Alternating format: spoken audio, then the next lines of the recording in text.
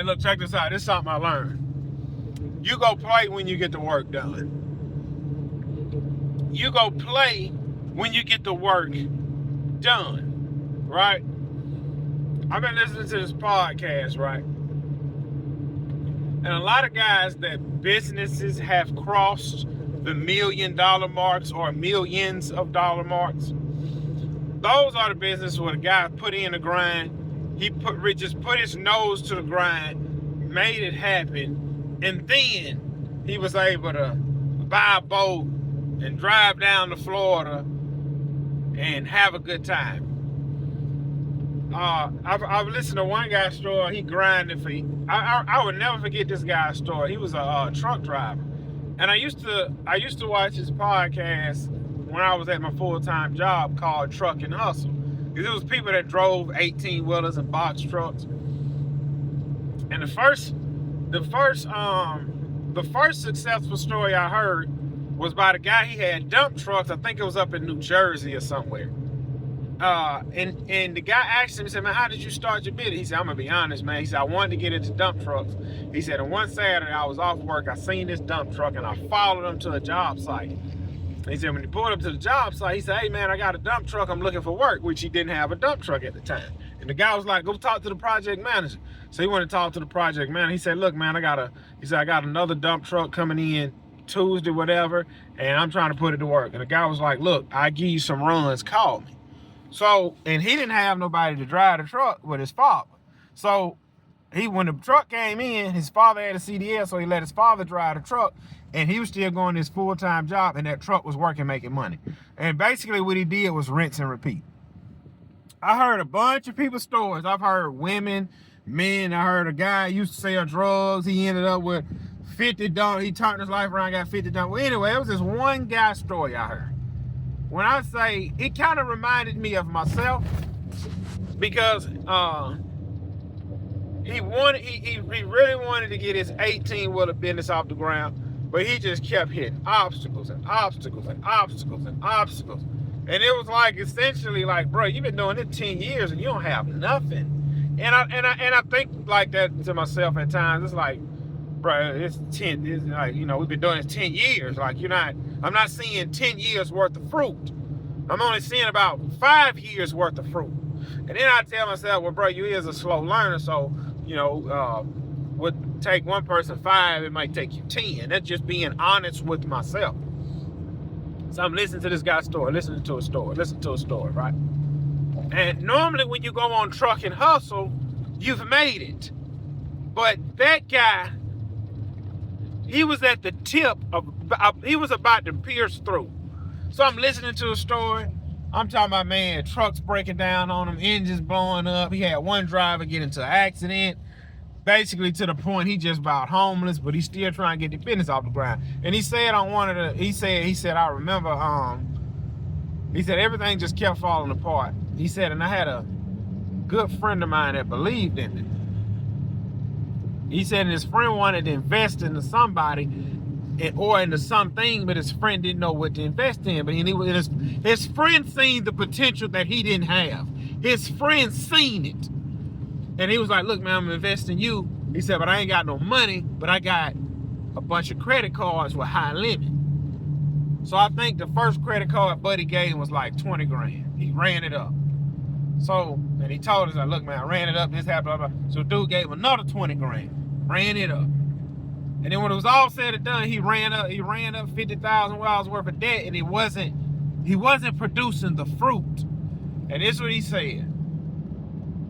He said, I had a driver out, and it was near the holiday. He said I was about to kill myself.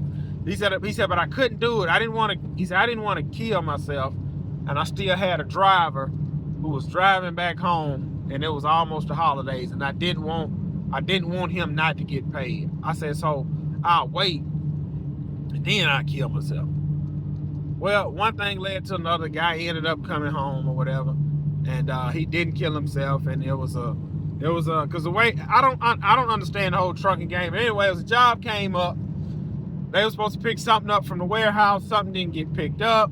So then he was like, well, man, I'm gonna go down there and see what's going on. End up getting to the warehouse, And they was giving him the runaround. He was like, look, man, I want to talk to the manager, owner, whatever. Anyway, he ended up talking to the owner of the manager. The guy was like, man, how many trucks you got? He said, man, I got 3. He said, man, he said, can you get these deliveries done? He said, listen, man, you give me the product, I'm going to deliver it. And then it went from that one opportunity. So he started getting work from that guy. And then that guy had a friend, he started getting work from the other guy, until eventually he started turning the corner. He was able to pay his buddy that $50,000 back. He was able to get another truck. He had got better drivers. And that was just about the end of the interview because he hadn't made it yet. Man, listen, I ran, and that was, I still want to say about 2 years, I say about 2-3 years later, I seen that guy, because I remembered the guy. He was a real skinny black guy, wore glasses like these. He had the nappy curly afro. And he did the interview in a black t-shirt, khaki pants, and some dirty shoes. He was just sitting down explaining, you know what I'm saying? And I remember I was just scrolling through YouTube one day and I seen his face. And I clicked on this video. Turns out he do $10 million a year now. He figured it out. He finally punched through and he figured it out. And I really feel as though I'm on my brink of success. Like I taste it, but I don't see it. But I taste it, but I just don't see it.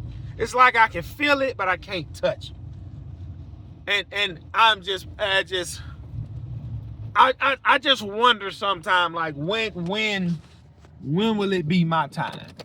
Like, because it's like you'll start making the money. It's like when you finally start making the money you want to make, then stuff start falling apart. You finally start making the money you want to make. You finally get some money slid back. Then your AC go out at your house and you got to spend just about $7,000 to get that fixed. Then this happened. Then this happened. You got to spend more money. Then this happened. And it's like, when will I be able to make some money, stash it in the bank, and then go on vacation to be able to live? You understand? Like, when will I be able to, you know what, bro? This truck got 200,000 miles. We're going to buy something new, bro. We're going to get something with 40,000 miles. So I ain't got to worry about it no more. Like, I don't want to do it anymore. I can afford to know. No. I want to be able to do it and not think about the note. I'm gonna give you a example. This Exmark mower I bought, I don't think about the note because it's nothing. That's what I mean when I say I want to go on vacation and not even think about it. Because look, a lawnmower payment ain't nothing about $300 and some change. That ain't nothing. You go on vacation, you gonna spend about $3,000, bro. That's something. When you go buy a newer truck, that's like $800 a month. That's something. That's what I'm talking. It's like you see it coming, but is it really coming? Like, I never thought I would have 105 properties. It's still blowing my mind that I'm maintaining 105 properties. But then it's like, I don't know, man. It's like I'm waiting. I don't know. Because I'm putting my all into this. I'm really putting my all into this. But I just don't see the fruit just yet. I don't see it. It's like the seed is planted. We've been watering. And we're waiting for the crop to harvest. When will it come? That's what I feel like. But not saying I'm ungrateful or complaining. But when will it come? Like when will it come to your cup is running over? And look, I did something. No, I'm not even gonna speak on that. You know, the Bible teaches on when you speak about things you do for other people, you do it in secretly. It's been something I've always wanted to do for this thing. A guy got an organization going on. He's a missionary, and I've been saying I wanted to send him some money. It wasn't nothing major, so I finally sent him some money. And then I said to myself, I said, bro, you can send him just a little something every week. Like, it ain't got to be major, like, $50 a week or something, $40 a week. Like, You know, to me, that may not be much money, but to him, he'd be like, hey, you know, if I get $40 a week from this guy, $40 a week from this guy, $40 a week from this guy, $40 a week from this guy, $40 a week from this guy, that's $200 a week, $800 a month. And it's, like I say, money's like oxygen. When you need it, you need it. When you don't need it, you don't need it. Like, and I'm not saying I'm going to do that every week. I was just making an example. Like, I was able to send the guy some money today.